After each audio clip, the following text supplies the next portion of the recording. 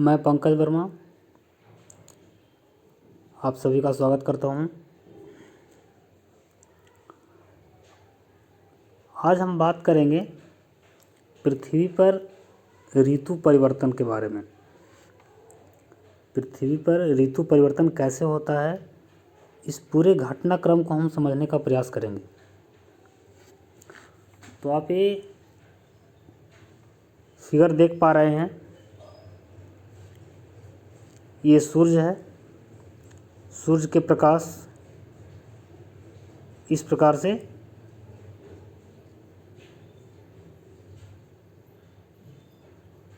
पृथ्वी को प्राप्त हो रही है। सबसे पहले हम ये समझेंगे कि ये जो पृथ्वी परिक्रमा करती है, जो परिक्रमण पथ है जिस पे पृथ्वी परिक्रमा कर रही है सूर्य का, तो ये किस दिशा में करती है। पहला प्रश्न हम ये जानेंगे। ये जो है एंटी क्लॉकवाइज, यानी कि घड़ी के सुई के विपरीत दिशा में परिक्रमा करती है। पहला प्रश्न तो आप ये जानिए। इसके बाद आपको यहाँ पे देखिए एक चीज़, एक टेक्निकल चीज़ समझिएगा, कंफ्यूज नहीं होइएगा। जैसे कहीं कहीं आपको कोई बुक में या और कहीं भी ये जो सिचुएशन है उत्तर अयनांत जो लिखा हुआ है ना, या ग्रीष्म ऋतु यहाँ पे लिखा हुआ है ग्रीष्म अयनांत मिलेगा, ये वाला सिचुएशन शिफ्ट रहेगा यहाँ पे, ये सिचुएशन शिफ्ट रहेगा यहाँ पे।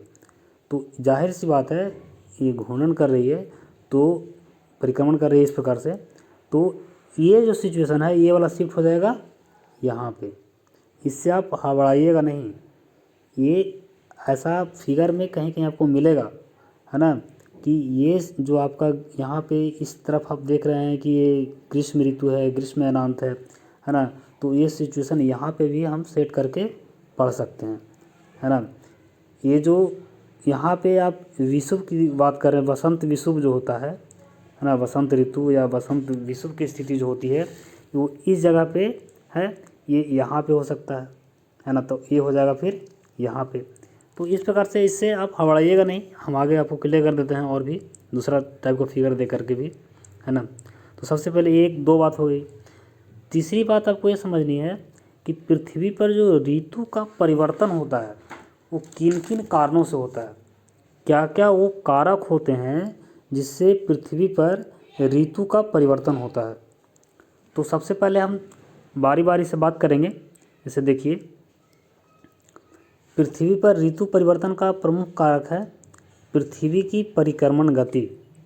पृथ्वी की परिक्रमण गति वो भी कैसे, एंटी क्लॉकवाइज में परिक्रमण कर रही है, ये चीज़ ध्यान अलग से रखिएगा इसको। दूसरा है प्रमुख कारक पृथ्वी का अक्षीय झुकाव, और तीसरा है ऋतु परिवर्तन का मुख्य कारक पृथ्वी की घूर्णन गति। अगर प्रश्न ऐसे पूछ लिए जाते हैं अगर कि पृथ्वी पर ऋतु परिवर्तन के कौन कौन से कारक हैं, तो अगर ऑप्शन में नीचे रहेगा डी ऑप्शन में उपरोक्त सभी, तो आपका सही उत्तर होगा उपरोक्त सभी। ये तीनों कारक है जिससे पृथ्वी पर ऋतु का परिवर्तन होता है। तो आइए हम बारी बारी से देखते हैं ये जो सिचुएशन अलग अलग है वो कैसे निर्मित होते हैं और उन सिचुएशन में क्या क्या प्रभाव पड़ता है पृथ्वी पर, हम इसके बारे में विस्तृत रूप से चर्चा करेंगे। तो आइए देखते हैं। ये देखिए, अब फिगर देख पा रहे होंगे, देखिए ठीक इसके हम विपरीत लिए हैं। यहाँ पे ये देखिए इधर ग्रीष्म ऋतु इधर है, नहीं ग्रीष्म अयनांत इधर है। हम अपने फिगर जो हम फिगर लिए हैं उसमें ग्रीष्म अयनांत हम इधर दिए हैं इस तरफ, है ना। तो इससे आप कोई कन्फ्यूज मत कीजिएगा, स्थितियाँ ये ऐसे हम बदल सकते हैं फिगर के रूप में, उसके अनुसार सारे सिचुएशन बदल जाएंगे। अब देखिए यहाँ पे हम शुरू करते हैं ग्रीष्म अयनांत से ही, या चलिए यहाँ से शुरू करते हैं। अभी फ़िलहाल शीत अयनांत का समय चल रहा है, इससे हम निकलने वाले हैं और बसंत विषुव में पहुँचने वाले हैं। तो चलिए यहाँ से शुरू करते हैं। अभी हाल ही में हम 22 दिसंबर क्रॉस किए हैं। तो यहाँ पे देखिए, यहाँ पे क्या होता है कि पृथ्वी सूर्य के काफ़ी नज़दीक होता है। ये जो सिचुएशन देखिए आप यहाँ पे ध्यान दीजिएगा, ये चीज़ जब 22 दिसंबर का समय आएगा तो पृथ्वी का जो दक्षिणी गोलार्ध है, पृथ्वी का जो दक्षिणी गोलार्ध है, ये जो दक्षिणी गोलार्ध है ये सूर्य की तरफ झुका हुआ है।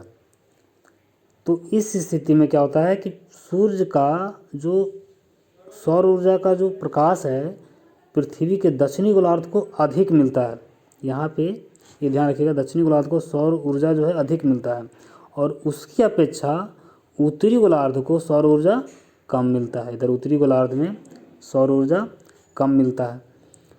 अब देखिए यहाँ पे इस चीज़ को हम नाम किस रूप में कहेंगे, शीत अयनांत इसको कहते हैं या तो मकर संक्रांति बोलते हैं। ये भी एक फैक्ट है, आप ध्यान रखिएगा। अगर आपसे पूछा जाए कि शीत अयनांत की स्थिति कब होती है तो आप बताइएगा सीधा 22 दिसंबर। अब 22 दिसंबर के बारे में एक चीज़ और जान लीजिए। 22 दिसंबर को जो उत्तरी गोलार्ध है जिधर हम लोग रहते हैं,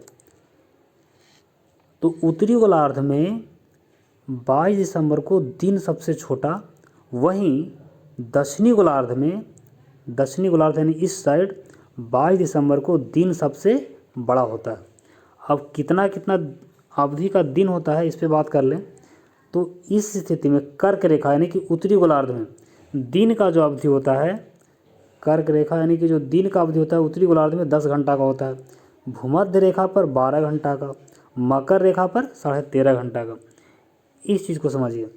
यहाँ पे ये जब सिचुएशन होता है तो इस स्थिति में सूर्य का प्रकाश जब लंबवत पड़ रहा है दक्षिणी गोलार्ध में तो यहाँ पे दिन की अवधि बढ़ जाती है और वो बढ़कर कितनी हो जाती है 13.5 घंटा का, भूमध्य रेखा पर 12 घंटा का और कर्क रेखा पर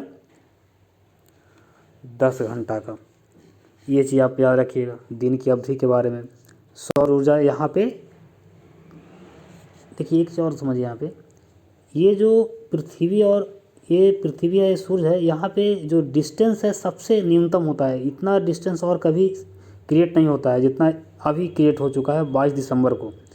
यहाँ पे जो दूरी होता है पृथ्वी और सूर्य के बीच में वो 14 करोड़ 70 लाख किलोमीटर का होता है, 14 करोड़ 70 लाख किलोमीटर का। अब जाहिर सी बात है जब सूर्य के नज़दीक वाला स्थिति होगा तो सौर ऊर्जा की प्राप्ति जो होगी पृथ्वी को अधिक होगी। तो इस स्थिति में ये ग्रीष्म अयनांत की तुलना में 7% सौर ऊर्जा अधिक प्राप्त होती है पृथ्वी को। लेकिन हम एक चीज़ फील कीजिए कि 7% अधिक सौर ऊर्जा मिलने के कारण है कि नहीं, जैसे यहाँ पे ये टेम्परेचर यहाँ पे दक्षिणी गोलार्ध में क्या होता है बढ़ जाता है। अगर हम ये कल्पना करें कि अगर ये 7% अधिक ऊर्जा सौर ऊर्जा नहीं मिला होता पृथ्वी को इस समय शीत अयनांत के समय, तो हम जितना ठंड फील करते हैं उससे ज़्यादा हमें ठंड महसूस होती है कि नहीं, क्योंकि अभी 7% पृथ्वी को ज़्यादा उष्मा की प्राप्ति हो रही है। जाहिर सी बात है दक्षिणी गोलार्ध में ज़्यादा गर्मी पड़ रहा होगा, है ना। लेकिन यहाँ पे दक्षिणी गोलार्ध में गर्मी पड़ता है, लेकिन दक्षिणी गोलार्ध का जो अधिकांश हिस्सा है वो महासागरीय है, इसलिए टेम्परेचर को बैलेंस कर देता है। तो यहाँ पे आप तीन चीज़ समझ चुके हैं कि एक शीत अयनांत होता कब है 22 दिसंबर को, सौर ऊर्जा का तापमान के बारे में कितना ज़्यादा होगा किधर कम होगा, दिन की अवधि रात की अवधि क्या होगी। इसके अलावा एक चीज़ और समझिए यहाँ पे कि जब ये सिचुएशन होता है तो यहाँ पे ये जो दक्षिणी गोलार्ध है और इधर हम कल बात किए थे 66.5 डिग्री साउथ की, तो यहाँ पे इस स्थिति में 66.5 डिग्री साउथ से लेकर के 90 डिग्री साउथ तक रात नहीं होता है इस दिन 22 दिसंबर को। इस समय यहाँ दिन ही दिन रहता है। इसके ठीक विपरीत अगर हम यहाँ उत्तरी गोलार्ध में बात करें 66.5 डिग्री नॉर्थ की, तो यहाँ पे दिन होता ही नहीं है, यहाँ पे रात ही रात रहता है, यानी इस सिचुएशन में। तो आपको ये चीज़ भी ध्यान रखना है कि जब 22 दिसंबर होता है तो क्या क्या होता है, क्या क्या घटनाएं होती है 22 दिसंबर को, है ना। जब पृथ्वी सूर्य के काफ़ी नज़दीक होती है तो क्या क्या होती है, ये चीज़ें आप याद रखिएगा। इसके अलावा फिर धीरे धीरे हम आगे बढ़ते हैं। इसके अलावा इसके बाद दिसंबर से जनवरी फरवरी होते हुए हम मार्च में जब प्रवेश करते हैं तो मार्च में क्या होता है कि पृथ्वी का जो विषुवत रेखा होता है सूर्य के ठीक सामने होता है। देखिए आप फिगर से यहाँ पे आपको शायद विजुअलाइज नहीं हो पा रहा होगा, लेकिन आपको हम जब स्टैंडर्ड फिगर अभी दिखाए थे, जैसे यहाँ देखिए बसंत विषुव की बात करेंगे हम, यहाँ देखिए बसंत विषुव। तो इस स्थिति में क्या होता है कि जो पृथ्वी का भूमध्य रेखा जो होता है वो ठीक सामने होता है, भूमध्य रेखा के ठीक सामने सूर्य का प्रकाश पड़ता है। तो उस स्थिति में क्या होता है, इक्वल डे और इक्वल नाइट। अब यहाँ पे 21 मार्च का सिचुएशन है, आपको ये यहाँ पे ध्यान रखना है कि 21 मार्च को बसंत विषुव, आपसे पूछा जाए कि बसंत विषुव का स्थिति कब होता है तो 21 मार्च, या ऐसा ही पूछा सकता है कि बसंत विषुव कब होता है तो मार्च महीने में, ये भी ध्यान रखिएगा। यहाँ पे सूर्य का प्रकाश क्या होता है, विषुवत रेखा पर लंबवत पड़ता है, इसलिए इक्वल डे और इक्वल नाइट, यानी कि दिन और रात की अवधि क्या होती है, बराबर होती है इस स्थिति में। अब आगे देखिए, इसके बाद हम मार्च यानी वसंत विषुव के बाद धीरे धीरे हम प्रवेश कर जाते हैं हम जून महीने में। मार्च अप्रैल मई जून में प्रवेश करते हैं।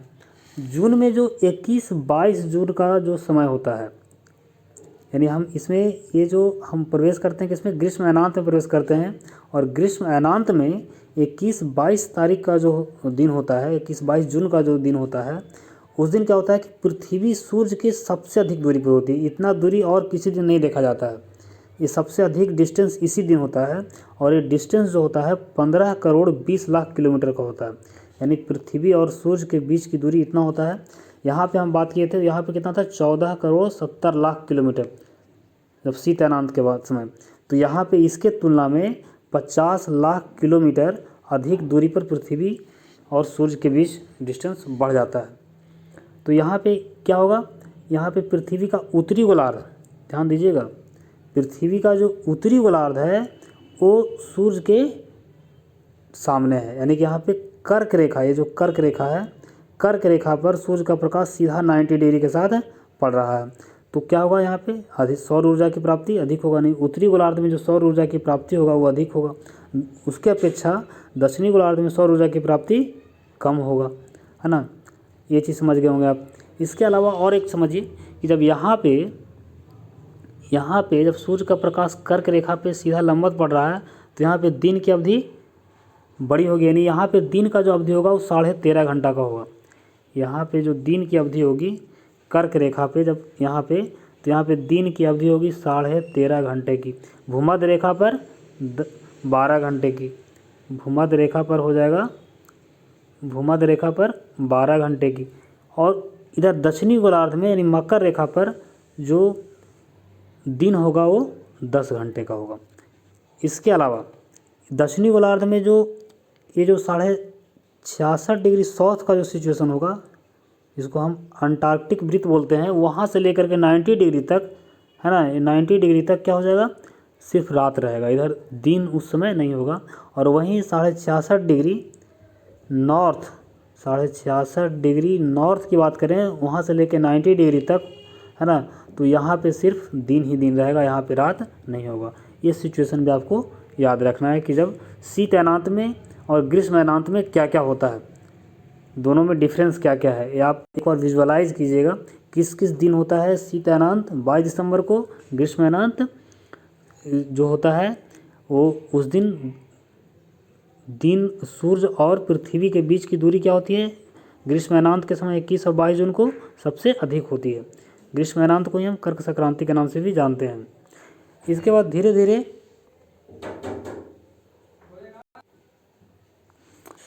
हम प्रवेश करते हैं धीरे धीरे जून के बाद जुलाई अगस्त सितंबर में। सितंबर इस मतलब यहाँ से आपसे ये भी क्वेश्चन पूछा सकता है कि शीत अयनांत के बाद कौन सा मौसम आता है, तो आप बताइए, सीधा शरद विषुव आता है उसमें। और शरद विषुव जो है यानी विषुव आप ये ध्यान रखिएगा। अब शरद विषुव यानी कि ऐसा आपसे पूछा जाए कि शरद विषुव का सिचुएशन कब क्रिएट होता है, तो आप ये भी बता सकते हैं सितंबर महीने में।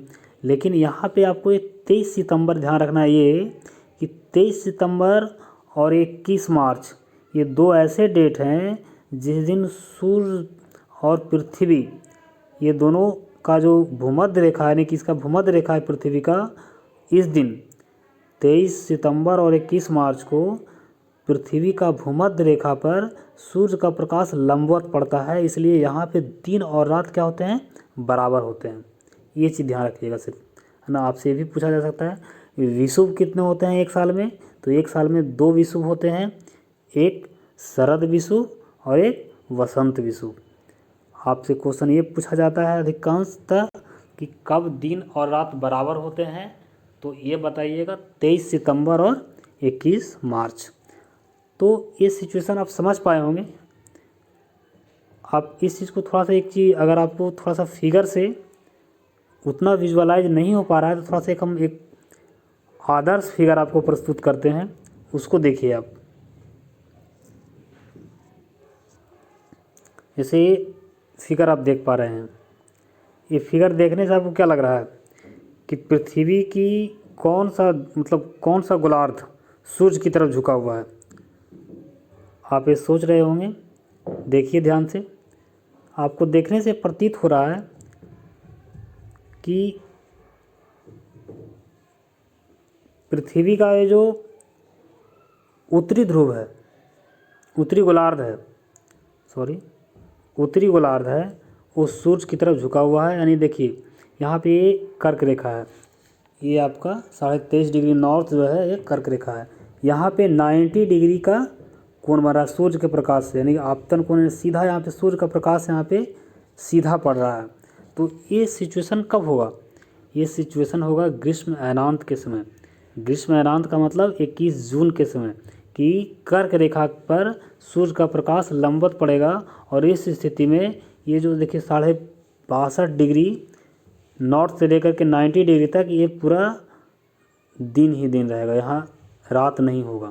यही इसके ठीक विपरीत की बात करेंगे हम, अगर विपरीत इसके, तो इसके विपरीत 66.5 डिग्री, इसके ठीक विपरीत 66.5 डिग्री साउथ से लेकर के 90 डिग्री साउथ तक ये क्षेत्र में दिन हो ही नहीं रहा है, रात ही रात है।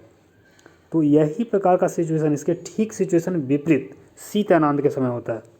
जब शीत अयनांत आता है तो इसके ठीक विपरीत होता है ना।